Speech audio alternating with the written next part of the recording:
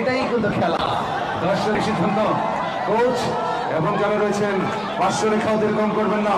রবিন খান লালপুর থেকে আগত, মেদিন লালপুর, তার দৃষ্টি আকর্ষণ করছি।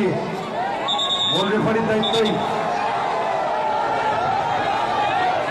আজকে যিনি মূল রেফারির দায়িত্ব রয়েছেন, তার সিদ্ধান্তই চূড়ান্ত, তার সিদ্ধান্তই চূড়ান্ত।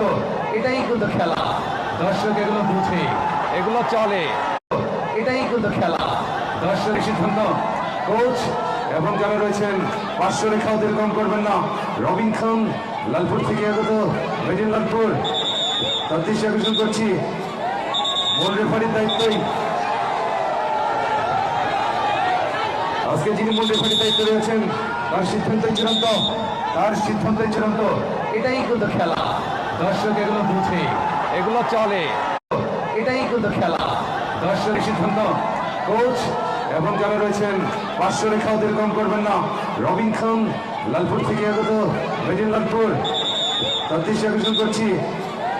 মূল রেফারির দায়িত্বই আজকে যিনি মূল রেফারির দায়িত্ব রয়েছেন, তার সিদ্ধান্তই চূড়ান্ত, তার সিদ্ধান্তই চূড়ান্ত।